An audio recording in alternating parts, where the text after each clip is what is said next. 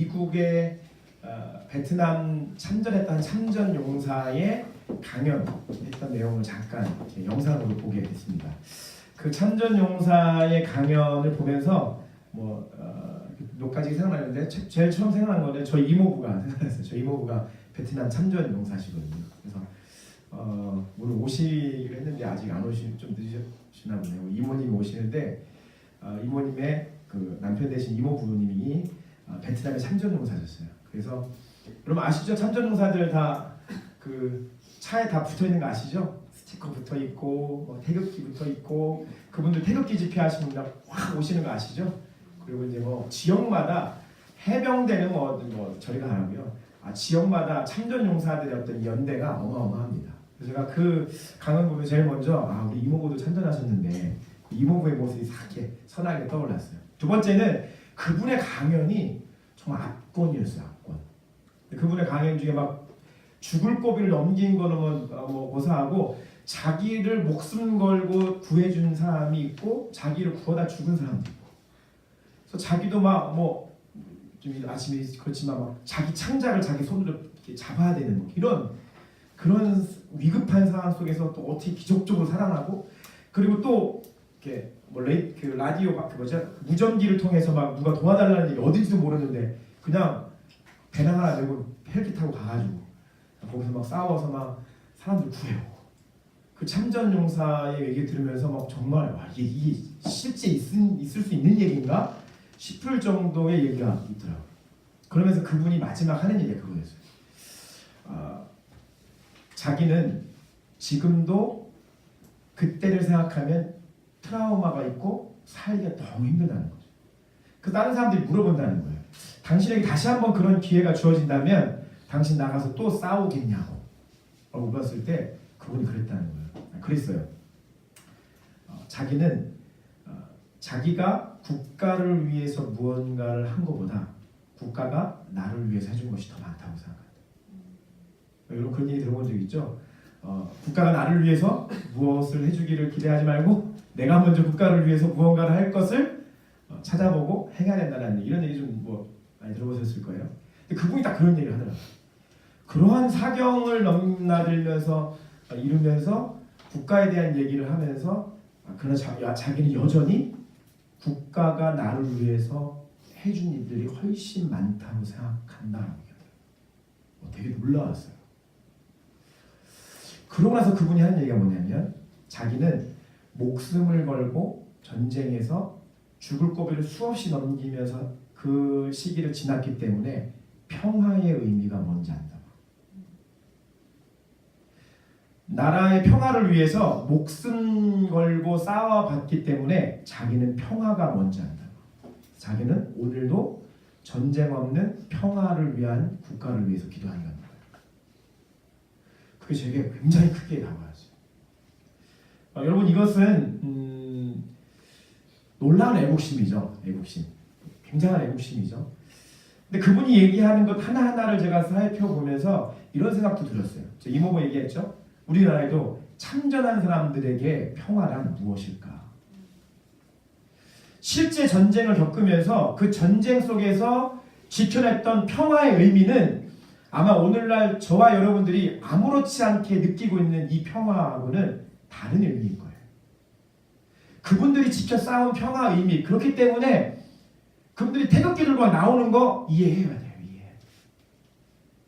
그분들 세대가 태극기를 들고 나오는 것 그분들이 생각하는 평화 전쟁 속에서 지켜낸 이 땅의 평화는 저와 여러분이 생각하는 것하고 어마어마한 차이가 있는 거예요. 여기까지만 얘기하면 또 제가 태극기 옹호하는 것 같으니까 또 다른 얘기하면 이거예요. 여러분 1987 세대들 장집사님 안 계셔가지고 1987 세대 87학번 나이신데 1987 세대의 그들이 피로 자기의 동료들과 자기들의 피땀을 통해서 이 땅의 민주주의를 지켜냈다고 이 땅의 민주주의를 가져왔다고 생각하는 세대예요. 그분들에게 이 민주주의라고 이 땅의 민주주의 저와 여러분이 지금 느끼고 살고 있는 대한민국은 당연히 자유민주주의 국가지라고 하면 그 민주주의가 우리가 생각하는 것하고 그분들 세대가 젊음과 청춘을 바쳐서 지켜냈던 또 이 땅에 가져왔던 그 민주주의는 다른 거예요. 그래서 그 세대가 자녀들을 손잡고 촛불을 들고 거리를 나갈 수 있는 이유가 그들이 생각하는 민주주의와 저희와 여러분들이 겪고 있는 경험하고 있는 민주주의가 차원이 다른 거기 때문에 우리 아버지 어머니 세대가 가져왔던 새마을운동 풍짝풍짝 새고정이 울렸네 뭐지? 어떻게 아니?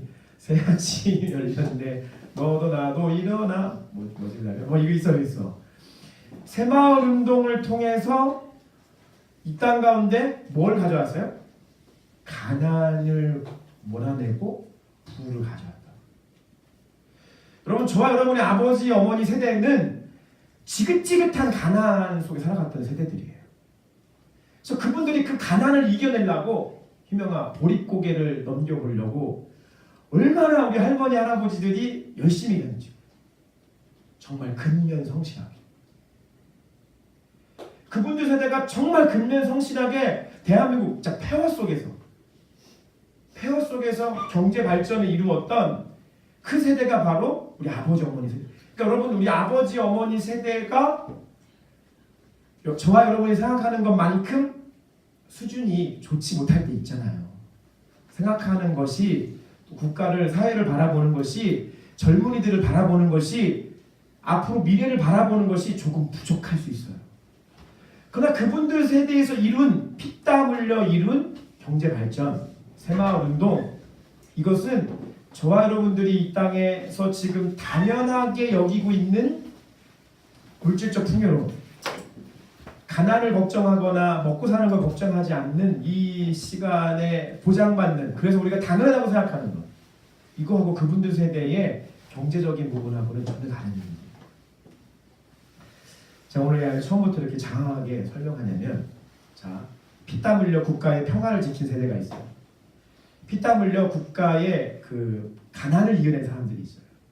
피와 땀을 통해서 이 땅에 민주주의를 가져온 사람들이 있어요. 그 사람들은 자기들 가슴 깊이 애국심이라는 것이 잘 잡고 있는 거예요. 물론 서로 다른 이견을 가지고 바라보는 관점이 달라서 오늘 대한민국 사회에는 갈등이 있고 싸움이 있지만 그분들 중심에는 애국심이라고 하는 것은 다 있는 것이 사실입니다. 애국심 제가 이제 사전적인 걸 따라봤더니 재밌는 부분에서 한번 그냥 써봤어요. 자신의 나라를 사랑하는 마음, 정신 비슷한 말로 고향을 사랑하는 마음인 애향심, 모교를 사랑하는 마음인 애교심이 있다. 집단주의가 심한 한국 특성상 자신이 속한 지금의 직장, 회사를 사랑하라는 식의 애사심이라고 하는 회개한 단어를 만들어 쓰는 경우도 한국에 있다. 이런 얘기를 하는 거죠. 여러분 이것을 제가 그분의 강연, 처음에 들은 그분의 강연 또 이런 생각들을 하면서 우리가 지금 충성훈련하고 있는 기도에 대해서 생각해 봤습니다. 여러분 우리가 이 기도가 쉽지 않죠? 지난 한 주 동안 열심히 기도하셨습니까? 또 지나갈 수가 없습니다. 어떻게 자유기준하고 또 이렇게 격려와 축복과 위로와 한마디 하겠습니다. 하루 1시간 열심히 깨어 기도하셨죠? 인사하겠습니다. 시작. 한숨 소리가 먼저 나오면 어떡합니까?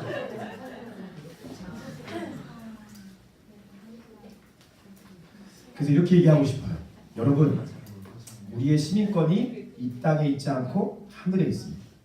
우리의 애국심은 하늘을 향하여 있습니다. 이 땅에는 애국심도 있지만 우리의 애국심은 하늘을 향해 있어요. 여러분, 왜 우리가 하나님 나라에 대한 열정, 하나님 나라에 대한 관심, 하나님 나라에 대한 사랑이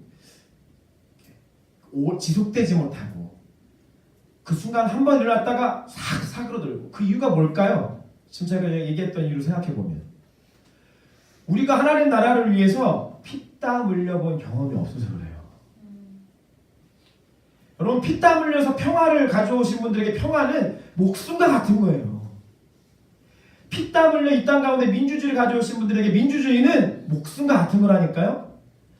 똑같이 저와 여러분이 만약 하나님 나라를 위해서 피 흘렸던 경험과 땀 흘렸던 기도가 있다고 한다면 아마 여러분들이 느끼고 여러분들이 평상시 일상시에 가지고 있는 하나님 나라에 대한 생각이 태도가 다를 거예요.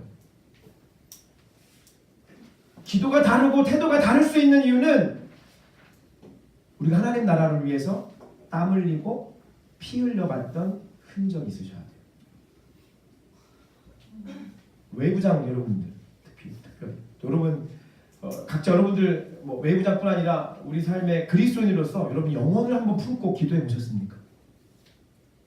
한 영혼을 품고 정말 진심으로 한번 기도해 보신 적 있으세요? 땀 흘려 정말 예수님 표현 땀이 떨어져 핏방울 같이 되어지는 고통을 느껴가면서 기도해 본 적 있으세요? 갑자기 제 입으로 또 생각 옛날 생각나요. 내가 제 얘네들 중고등학교 때 얘네들 하려고 내가 전도사니까 능력도 없지 뭐 잘 못하지 그러니까 그때 할 수 있는 건 기도밖에 없었어요. 제가 아직도 내가 자부하는 것 중 하나는 얘네들 붙잡고 기도할 때 나는 허리가 끊어지는 듯한 고통을 느끼면서 기도했던 경험도 있는 사람. 한 영혼 붙잡고 그 해산의 고통 같아. 해산의 고통. 왜냐하면 아무리 기도해도 안 변하거든. 아무리 기도해도 안 변해. 기도했는데 여러분 돌아가 보니까 그렇게 기도했는데 안 변했어. 실망하고 낙심되고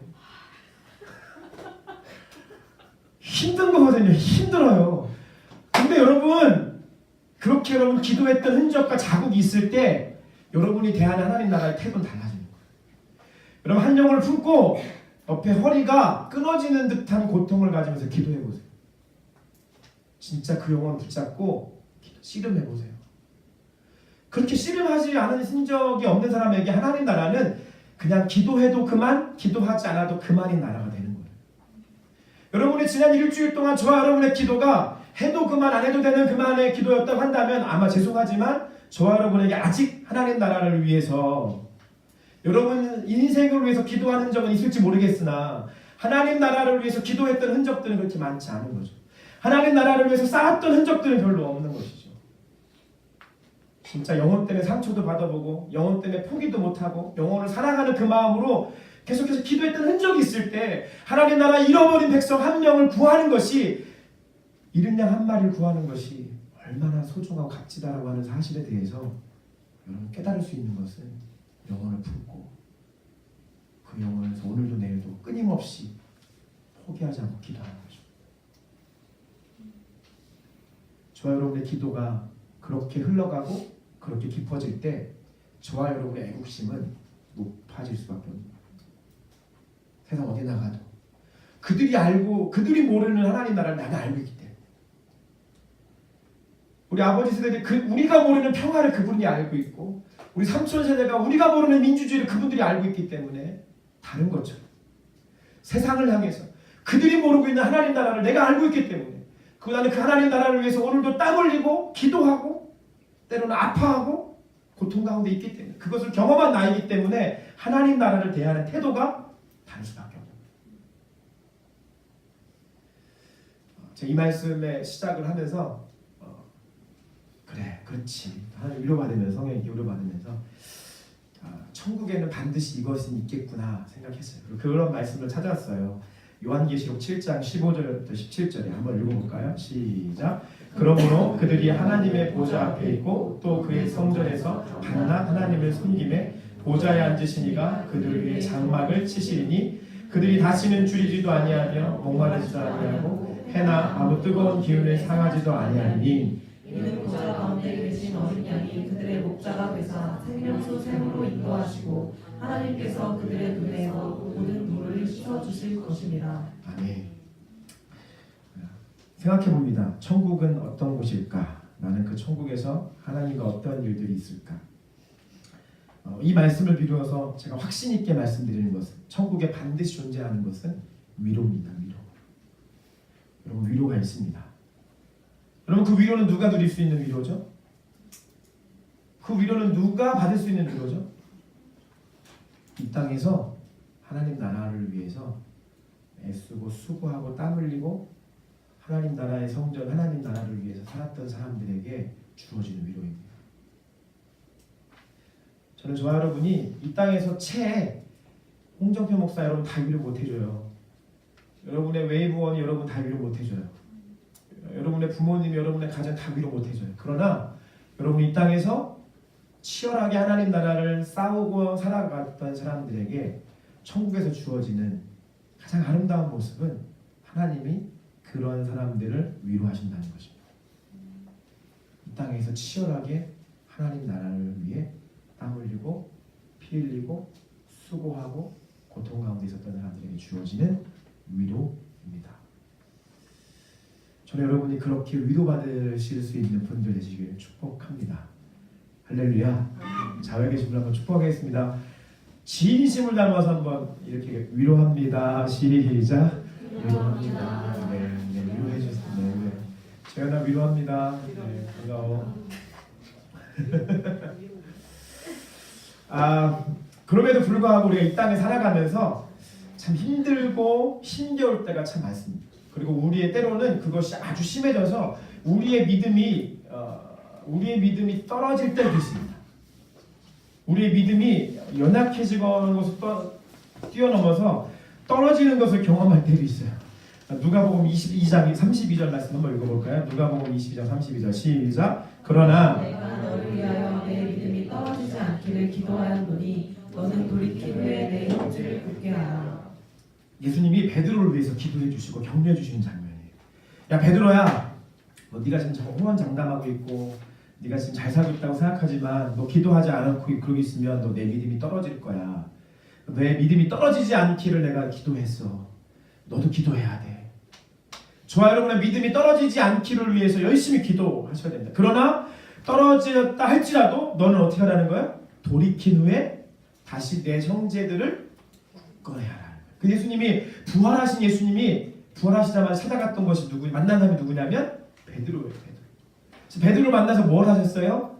떨어진 그 믿음을 회복시키시면서 요한의 아들 시몬아, 내가 나를 사랑하느냐? 세 번째 물을 때 베드로가 예 사랑합니다 하다가 세 번째 어떻게 됐어요? 아주 지혜로운 말 한마디 하죠. 이걸 사랑한다고 해야 되나 말 안 해나 하기도 그렇고 안 하기도 그렇고 깨름직하니까 뭐라고 얘기해요? 주님이 아십니다. 아주 명언이에요, 명언. 주님이 아십니다. 내가 주를 사랑하는 줄 주님이 아십니다. 라고 얘기하죠. 그렇게 예수님께서 베드로를 회복시키시고 믿음을 다시 한번 실족했던 마음을, 실망했던 마음을 다시 한번 회복시키시고 사랑으로 채워주시고 너에게 맡겨진 너의 형제들을 돌보라고 예수님 말씀하시는 거죠. 여기서 미루어서 생각해보면 충성 훈련인데 충성에 반대되는 말 두 가지를 여러분과 나눴으면 좋겠는데 첫 번째는 낙심입니다. 낙심. 충성의 반대는 불충이 아니라 낙심입니다. 낙심. 충성하면서 낙심하는 것은 하나님 나라에 합당하지 않습니다. 누가복음 18장 1절 시작. 예수께서 그들에게 항상 기도하고 낙심하지 말아야 할 것을 비유로 말씀하여. 예수님이 항상 너희들이 기도할 때마다 뭘 하지 말아야 된다는 얘기를 하셨어요? 낙심하지 말아라. 낙심하지 말아라. 너희들이 낙심되지 않고 믿음이 떨어지지 않기 위해서 기도하고 준비해야 돼. 그래서 여러분 저와 여러분의 천국을 향한 애국심을 오늘 고치시키기 위해서 때로는 낙심하고 있는 자들을 격려하기 위해서 때로는 낙심하기 직전에 저와 여러분이 체크해야 될 것에 대해서 오늘 말씀 전하고 싶어요. 두 가지 차원에서 얘기하겠습니다. 가장 중요한 질문이 이거예요. 따라합시다. 어디로부터 오는가? 여러분 좋은 질문을 해야 좋은 대답을 얻을 수 있습니다. 정답의 질문을 해야 정답을 얻을 수 있는 거예요. 여러분 낙심에 대해서 생각할 때 이 낙심에 대해서 여러분 질문하실 때 이 낙심이 지금 내가 하고 있는 이 낙심이 어디로부터 왔는지를 한번 체크해 보실 수 있으셔야 돼요. 여러분 기도하다가 어느 날은 기도가 잘 되는데 어느 날은 기도가 안 될 때 있죠. 안 해보셔서 잘 모르시겠어요? 어느 날은 기도 잘 되는데 어느 날은 기도가 안 될 때가 있어요. 그리고 기도하기가 좀 굉장히 어려울 때 있고 예배 시간도 마찬가지고 여러 가지 상황이 여러분에게 과히 그렇게 좋은 흐름이 아닐 때가 있죠. 그럴 때 이 마음이 영적인 낙심이 영적인 믿음의 떨어짐이 어디로부터 왔는가를 먼저 체크해 볼 필요가 있습니다. 전 두 가지를 오늘 크게 얘기하겠습니다. 첫 번째는 육신적인 영향입니다. 육신의 영향. 열왕기상 19장 4절부터 8절 읽어볼까요? 시작. 자기 자신은 광야로 들어가 하룻길쯤 가서 한 로뎀나무 아래에 앉아서 자기가 죽기를 원하는 이르되 여호와여 넉넉하오니 지금 내 생명을 거두시옵소서. 나는 내 조상들보다 낫지 못하니이다 하고 로덴나무 아래 누워 자더니 천사가 그를 어루만지며 그에게 이르되 일어나서 먹으라 하는지라. 본즉 머리맡에 숯불에 구운 콩과 한 병 물이 있더라. 이에 먹고 마시고 다시 누웠더니 여호와의 천사가 다시 와서 어루만지며 이르되 일어나 먹으라. 내가 갈 길을 다 가지 못할까 하노라 하는지라. 이에 일어나 먹고 마시고 그 음식물에 힘을 의지하여 40주야 하나님의 산 호렙에 이르니라. 아멘. 지난주 화요일에 사건이 터졌습니다. 전날 월요일에 기도하고 이것저것 쓸데없는 일은 아니었지만 당장 필요한 일들이 아닌 일들을 막 하고 새벽 2시쯤에 잠을 잤어요. 다음날 화요일날 예배가 있다는 사실을 까마득하게 잊고 있었어요. 그래서 제가 항상 6시에 시계 맞췄는데 너무 늦게 잤으니까 한 1시간 더 자야지 생각하고 6시에 알람이 울리길래 알람을 딱 껐어요. 끄고 7시 일어나야지 하고 다시 잤어요. 근데 갑자기 전화가 오는 거예요. 전화를 딱 봐요. 정재민이야. 그래서 얘가 이 아침에 나한테 전화를 왜 하지? 그러다가 재민아 왜? 그랬더니 목사님 뭐래더라 그랬더니 생각해보니까 그거더라. 그래가지고 내가 분명히 봤더니 얘가 들어와서 뭐 물음표를 한다? 뭐 해놓고 막 그래가지고 제가 이거 뭐야 막 난리가 났죠. 그래가지고 했는데 방금 일어났으니까 뭐 눈에 글씨도 안 들어오고 뭔 얘기를 하는지도 모르겠고 뭔가 얘기를 아니 말씀을 준비한 게 있었으니까 근데 안 들어오는 거 안 들어 뭔 얘기하는지도 모르겠고 그래서 제가 오죽하면 그날 영상을 지워버렸어. 내가 뭔 얘기를 하는지 모르겠는 거야. 이리 왔다 저리 왔다 행선수하는데 이거 뭐 보이지가 않아. 아니 눈이 보이지가 않아. 그걸 알아요? 그럼 그거? 안 보여 글씨가 막 이렇게 안 보여 글씨가. 그래서 막 그러다가 끝났어. 우리 아내 2시에 같이 잤거든요. 아이고 다음날 우리가 얼마나 그랬는지 모르겠습니다. 그래서 제가 한 가지 생각했습니다. 여러분 육신의 어떤 컨디션은 영적 컨디션하고 직관되어 있습니다. 뭐 제가 드린 예가 적절하지 않을 수 있는데 한번 잘 생각해 보세요. 오늘 지금 방금 읽었던 열왕기상 19장 4절부터 8절 말씀은 엘리야가 바알의 선지자 이번 주 봤죠? 바알의 선지자 450명과 아세나의 선지자 몇 명? 400명과 같이 850대 1 싸움을 이겨가지고 승리를 하고 난 다음 얘기예요. 승리를 하고 난 딱 다음 얘기인데 지금 이 엘리야에게 뭐가 몰려오냐면 딱 봐도 피곤함인데 이 엘리야가 뭐라고 얘기하냐면 영적으로 자기가 죽기를 원하여 이르되 여호와여 다 됐어 넉넉하오니까 하나님 충분하잖아요. 이제 저 죽여도 돼요. 저 죽어도 되니까 이쯤에서는 충분하잖아요. 여러분 전쟁에서 나가서 승리한 850대 1로 싸워서 나간 영웅 히어로와 같은 모습이 아니라 다 끝났으니까 지쳐 죽겠네 힘들었으니까 주님 그냥 다 됐잖아요. 저 죽여주셔도 돼요. 저 죽여주세요. 이러는 거예요 지금. 그러면서 하나님이 이 엘리야를 만지시기 시작합니다. 엘리야를 어떻게 만지냐면 첫 번째 5절 말씀 보니까 로뎀나무 아래 누워 자더니 하나님 천사를 보내서 그를 어루만지며 이르되 그에게는 야야 일어나 뭘 줬어요? 먹을 걸 줬어요. 먹을 게 이렇게 중요합니다. 그렇게 시리어스하시죠 갑자기. 여러분 먹을 게 진짜 중요해요. 뭐 각자 다르죠. 각자 하나님 주신 분량이 다릅니다. 먹을 것에 대한 분량이 다릅니다. 제가 먹을 분량과 여러분 먹을 분량이 다르죠. 근데 여러분 육신적인 피로가 왔을 때 배고픔이 있을 때 유난히 배고픔을 못 찾는 사람들이 있어요. 자매들 가운데 유난히 배고프면 짜증을 내는 사람들이 있어요. 지금 엘리야가 배고파가지고 짜증내기 시작하는 거예요. 형제들 한 번씩 다 경험해본 거예요. 다 연애하면서 자매들은 한 번씩 다 해봤던 건가? 지금 이 분위기가 뭐지 지금? 굉장히 싸한 분위기가 뭐지? 여러분 육신적으로 배고픔이 제가 얘기하는 거 여러분 금식기도 하는 게 절대 아니에요. 뭐냐면 여러분 따라합시다. 때를 따라 끼니를 잘 먹어야 된다. 그리고 끼니를 거르시면 안 돼요. 괜히 다이어트 한답시고 끼니를 그러면은 예배가 안 돼. 쫄쫄 굶어가지고 막 감정적으로 이 날카롭게 돼서 이미 이렇게 날카로워져 있어요. 그래서 주님 사랑한다고 고백이 나오겠어요? 이거 지금 내가 배고파 죽겠는데 엘리야도 지금 나 이 정도 했으면 됐으니까 나 죽여줘요라고 얘기하는데 엘리야도 이렇게 얘기하는데 여러분이라고 뭐 감당할 재간이 있으세요? 그래서 아침에 여러분이 일찍 오셔가지고 빵 먹으라고 요즘에 저희가 교회에서 이런 교회가 없어요. 이런 교회가. 빵 먹고 간식 먹고 조금이라도 여기 이걸 채우고 오라는 거잖아요. 제가 이 비밀을 알기 때문에 그런 거예요. 그래서 엘리야에게 하나님 천사를 보내셨는데 뭐 영적으로 어떤 일을 막 하게 하신 게 아니라 지금 천사를 보내서 뭘 했어요? 먹을 걸 먹였다는 거예요. 먹을 걸 먹였다는 거예요. 그래서 이제 6절에 보니까 머리맡에 숯불과 구운 떡과 한 병 물이 있더라. 떡 먹고 마시고 어떻게 해서 다시 누웠어요. 뭐가 필요하다는 얘기예요? 잠이 필요해요. 잠이. 여러분 인간 좋아하는 인간이에요. 인간. 제가 한 체력 하거든요. 전 체력적으로 타고났다고 생각하는 사람인데 제가 지난주에 쌓였던 피로가 한 번에 터진 거거든요. 사실. 그것에 미루어 봤을 때 여러분의 어젯밤 토요일 밤은 어땠습니까? 여러분의 토요일 밤은 어땠냐고. 다음날 주일 예배가 있는 거 아시죠? 뭐 매번 우리 교회 예배 시간이 바뀌나? 안 바뀌거든요. 우리 인간은 한계가 있는 거예요. 여러분이 제가 청소년 사역보다 청년 사역이 좀 더 힘들다는 생각을 좀 가질 때가 있어요. 청소년 애들은 그래도 학교에 레귤러하게 시간을 딱딱딱 가니까 그 시간에 맞춰서 하니까 오히려 나은 점이 있더라고요.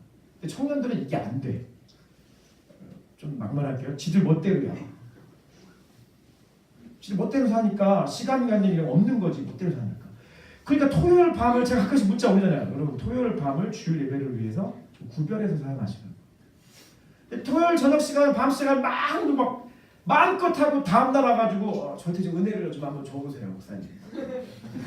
찬양자 오늘 찬양을 통해서 한번 좀 해주세요. 제 인생의 돌파가 일어나게 해주세요. 뭐 이러고 있는 거지. 되냐고. 다음날 막 늦게 잠도 잘 안 자고 막 편해가지고 와가지고 그냥 거의 막 눈이 막 이렇게 돼가지고 막 알아볼 수 없을 정도에서 앉아 있는데 되겠냐고. 안 되는 거예요. 여러분이 엘리야도 안 되는데 여러분이 가능하시다면 엘리야는 죽음을 보지 않고 불마차 타고 천국 갔거든요. 여러분이 엘리야 정도 불마차 타고 천국 갈 정도 되시면 마음껏 하세요. 엘리야는 지금 육신적으로 지쳐 있으니까 지금 엘리야에게 하나님이 하신 게 뭐냐면 천사를 보내셔서 떡 먹이고 물 마시게 하고 자. 피로가 풀려야 되거든요. 회복이 돼야 되거든요. 지쳐있는 엘리야에게 하나님이 천사를 보내셨고 그 천사의 역할이 뭐였냐? 엘리야를 먹이고 마시고 잠잠히 한 거예요. 여러분 우리가 이 땅에서 하나님 나라를 위해서 애쓰고 수고하는 하나님의 사람으로 살아가려면 우리의 육체적 관리가 필요합니다. 스케줄의 관리가 필요합니다. 여러분 시간을 잘 활용하시고 여러분이 피로 가운데 막 쪄 있지 않도록 좀 하루 정도는 좀 여유롭게 좀 쉬실 시간에 쉬고 잠도 좀 푹 주무시고 이러한 시간들이 분명하게 필요합니다. 오늘 보세요. 엘리야가 8말 8절 보시면 이에 일어나 먹고 마시고 그 음식물의 힘을 의지하여 40주 40야를 가서 하나님에서 호렙에 이뤘다. 하나님 40 밤낮을 일할 수 있는 힘을 육체적인 어떠한 영향 속에서부터 회복이 되니까 그것을 감당할 수 있는 거예요. 때로는 우리가 은혜가 충만하면 육체적 필요를 좀 잊을 때가 있어요. 그러나 그것은 영원하지 않은 거예요. 왜냐하면 하나님은 자연의 법칙을 그렇게 거스르시는 하나님이 아니시기 때문에. 때로는 정말 목사님들 중에 40일 금식 기도를 하셔서 하지만 40일 금식 기도 하시다가 돌아가시는 분들도 계세요. 진짜 40일 금식하고 내려오셔서 돌아가시는 분도 계시고. 그러니까 하나님은 우리가 성령으로 우리를 이끌어 가실 때 우리가 육체를 뛰어넘는 체력을 주실 때 있어요. 12시간 릴레이 예배 막 이런 거 드릴 때 할렐루야. 뭐 체력이 막 올라오죠. 올라올 때가 있어요. 근데 돌아오고 나면 어떻게 해요? 가서 잘 쉬어야 돼요. 오늘 예배 잘 끝나고 교제 잘 하시고 집에 돌아가셔가지고 잘 쉬세요. 다음 주 토요일 날 잘 좀 쉬세요. 만약에 잠이 좀 이렇게 어렵다 하면 우리 교회에서 잠자는 게 문화씨 뭐라고 그랬지? 모기 죄송해요. 제가 까먹었네. 그 뭐라고 그랬지 아까 전에? 모기 때문에 좀 힘들어서 잠을 못 자기도 하지만 혹시 불편하지 않다고 한다면 토요일날 오셔가지고 주무세요. 그리고 좀 여유롭게 교회 오셔가지고 예배 드릴 수 있도록. 육신적 영향이 굉장히 큽니다. 여러분 기도할 때 왜 앉아가지고 기도 조금 한 5분 10분 하다 보면 다 어떻게 있어? 목이 다 꺾여 있잖아요. 이렇게 목이 막 꺾여 있는 거. 왜 꺾여 있겠어요? 하루가 좀 피곤해서 그런 거 맞아요. 그러니까 여러분이 피로를 회복하기 위해서 스트레칭도 해야 되는 거고 잠도 좀 잘 자셔야 되는 거고 그러한 영향력이 분명히 여러분에게 있기 때문에 우리가 그것들을 해소할 수 있는 부분들이 필요합니다. 그래서 제가 제 말로 이 얘기를 한번 해보겠습니다. 여기 가로채 채울 수 있는 거를 이렇게 따라합시다. 밥 한 끼 잘 먹고 한숨 푹 자면 풀릴 수 있는 일들이 많이 있다. 밥 한 끼 잘 먹고 한숨 푹 자면 그럼 해결될 수 있는 일들이 영적인 부분이 이제 해결될 수 있는 일이 참 많습니다. 진심이에요, 진심. 이거는 꼭 기도할 때만뿐 아니라 사실 교우와 교우 사이의 관계, 가정 안에서 부모님과 뭐 형제들 간의 관계 다 마찬가지. 뭔가 좀 냉랭하고 어렵고 힘들고 약간 다툼이 있을 때 어떻게 하면 되냐면요. 밖에 나가가지고 식구들끼리 밥 한 끼 잘 먹으면 돼요. 어려운 거 아니에요. 모든 걸 다 영적으로 해석하고 영적으로 풀려고 하면 무리가 생길 때가 있어요. 그때 별거 없다니까요. 식구들끼리 나가가지고 좀 좋은 데 가서 맛있는 거 먹고 맛있는 거 먹으면서 얘기하고 집에 돌아오셔가지고 얘기하면 더 싸우니까 각자 말 마시고 한숨 푹 자고 나오시면 해결될 수 있는 일이 많이 있을 겁니다. 영적인 것도 그렇다는 거예요.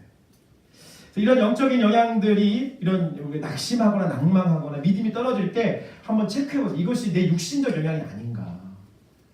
내가 지금 이렇게 날카로운데 너무 이런데 이거 다 내 육신적 영향은 아닌가 생각을 해보면 그 중에 걸러지는 것들이 있다는 거죠. 다 해소할 수는 없을지 모르겠지만 일부분, 상당 부분 해소할 수 있는 일들이 분명히 있을 것입니다. 요즘 대학생들은 중간고사 기간이죠. 많이 피곤하실 텐데 체력 관리 잘 하시고 그 체력 관리가 잘 돼야 영적인 체력도 잘 관리하실 수 있다는 사실을 기억하십시오. 두 번째는 영적인 영향입니다. 여기서 딱 한마디 키워드를 드리면 이것입니다. 게으름입니다. 게으름. 제가 여러분에게 잘 먹고 잘 자라고 하니까 안심이 좀 되셨죠? 그리고 이제 그거 생각하니까 이제 뭐 좀 잘못되는 거 있으면 이걸로 좀 이렇게 어떻게 넘어가 볼까 생각하셨는지 모르겠지만 그렇게 하시다 보면 무엇에 빠지냐면 영적인 게으름에 빠지기 시작합니다. 게으름. 여러분 영적인 게으름은요.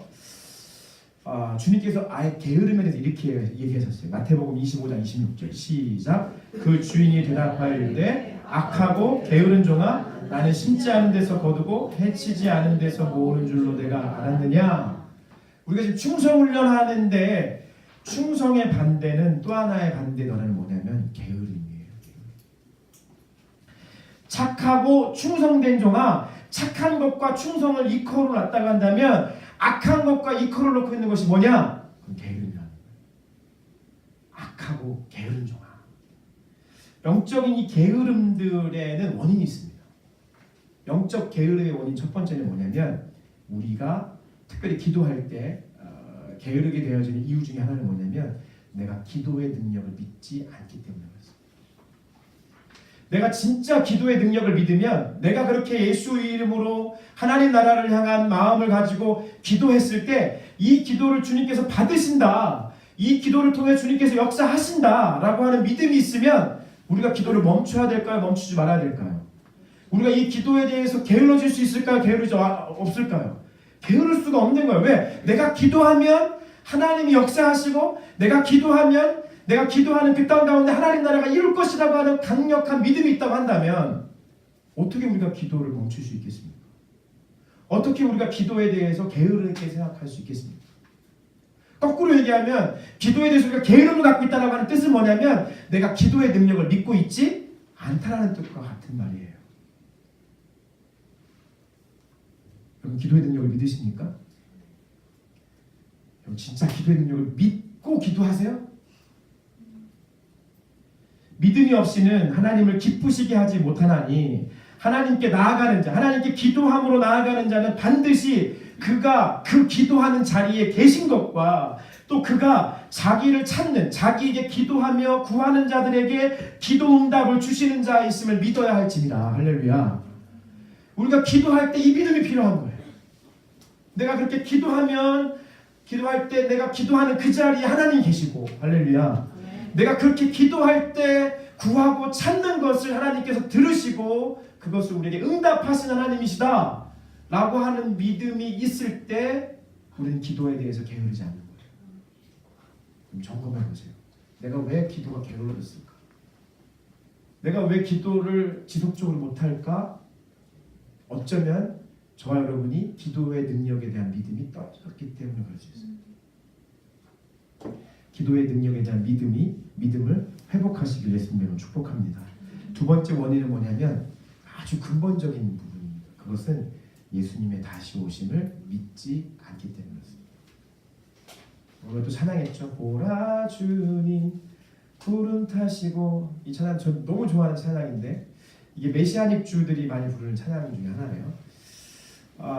여러분 이 찬양에 담겨 있는 예수님 다시 오심, 재림 혹시 처음 들어보시는 건 아니죠? 좌우에 계신 분 인사하겠습니다. 예수님 다시 오십니다. 시작. 앞뒤에 계신 분 예수님 반드시 다시 오십니다. 시작.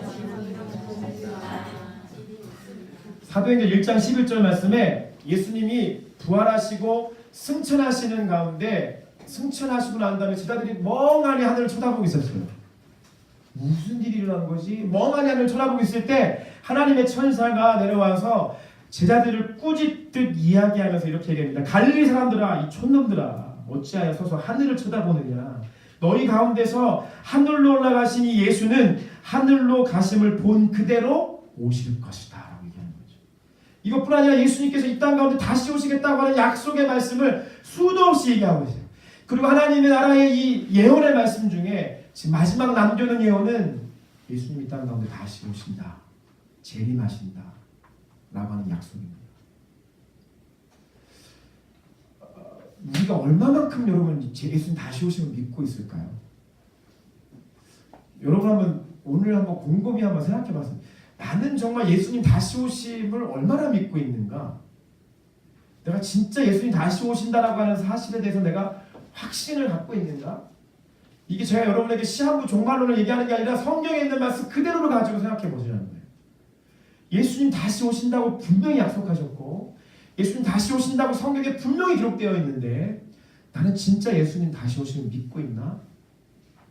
라고 하는 사실을 한번 질문해 보십시오. 예수님 진짜 이 땅으로 다시 오시거든요.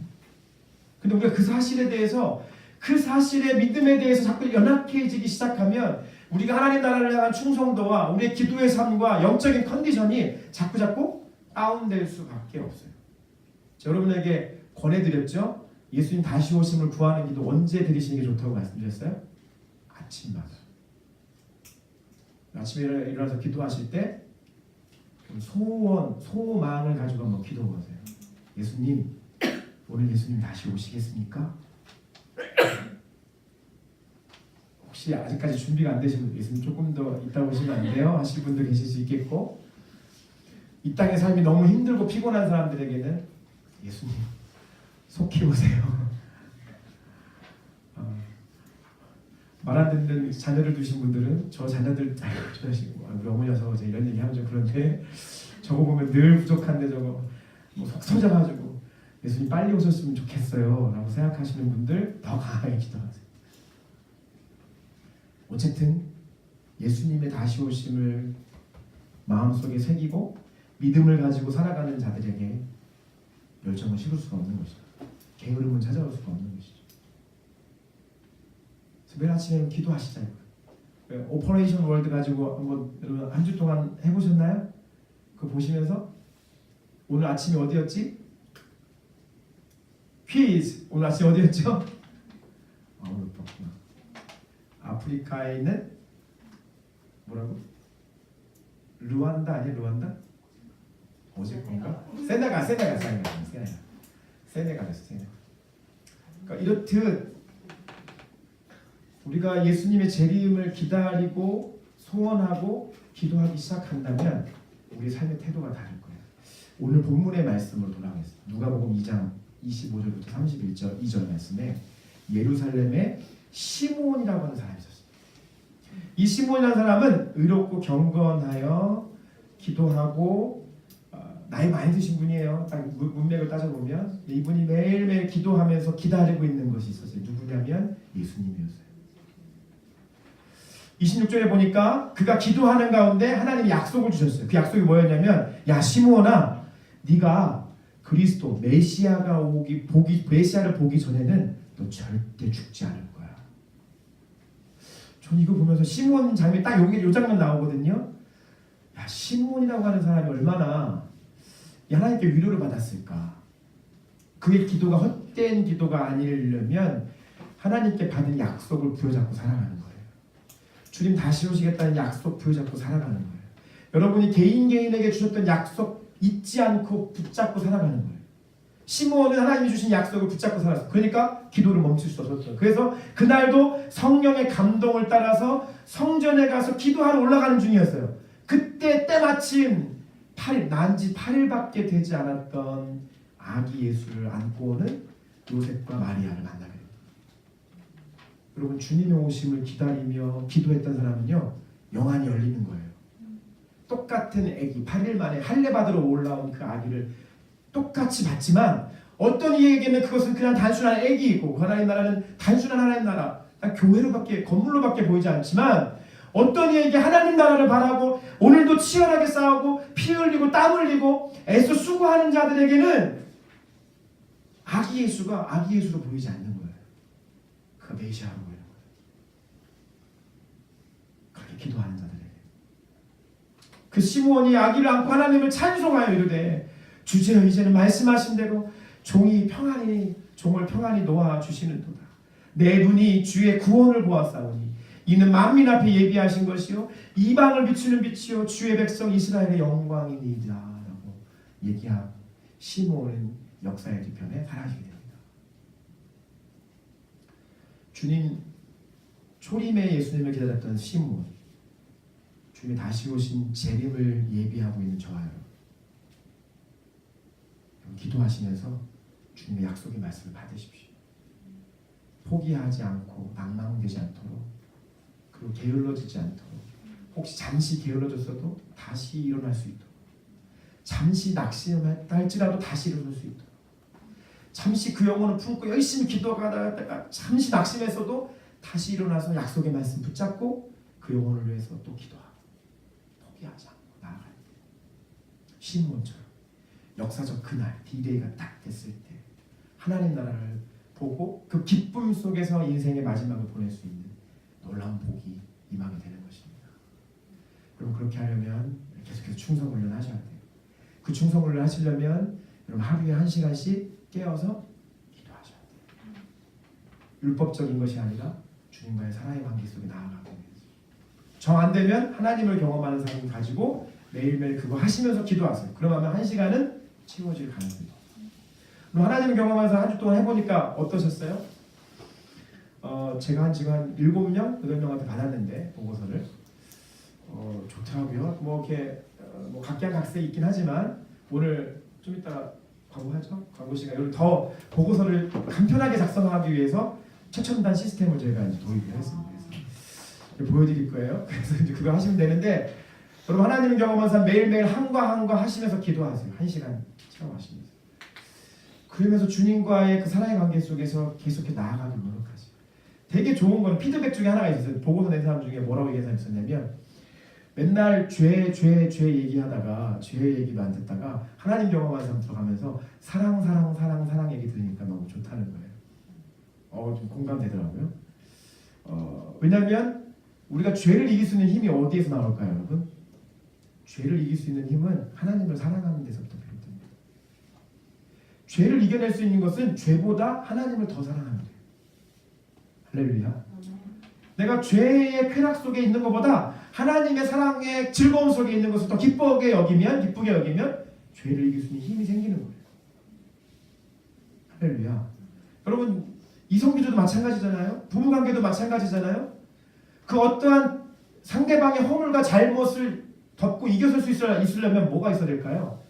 그 허물보다 더 사랑하는 사랑이 있으면, 그 사람을 향한 더 큰 사랑이 있으면, 내 아내를 향한, 내 남편을 향한, 그 자녀를 누구를 향한 더 큰 사랑이 있으면 그 허물을 덮을 수 있는 사랑이 있으면 되는 거예요. 우리가 죄를 이길 수 있는 힘은 무엇입니까? 하나님을 사랑하는 거죠. 더 하나님 사랑하십니다. 죄와 치열하게 싸우신 분들 계시다면 일체의 비결은 뭐냐면 하나님 더 사랑하는 거예요.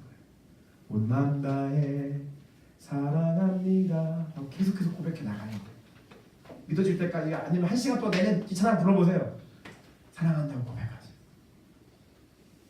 하나님을 사랑하는 그 힘이 저와 여러분의 삶을 이끌어 가시길. 또 오늘 이렇게 하나님 나라를 향한 충성과 사랑의 마음을 가지고 오늘 저와 여러분의 삶을 좀 점검하시고, 육신적인 영향인가 영적인 영향인가 점검하시고 다시 한번 회복하시고, 낙심했다면 일어나시고 툴툴 털어 일어나시는 거예요. 먼지 털듯이 툭툭 털어내시고 일어나셔서 다시 하나님 나라를 향해서 애쓰고 수고하기를 즐거워하시는 저와 여러분 되시길 예수님의 이름으로 축복합니다.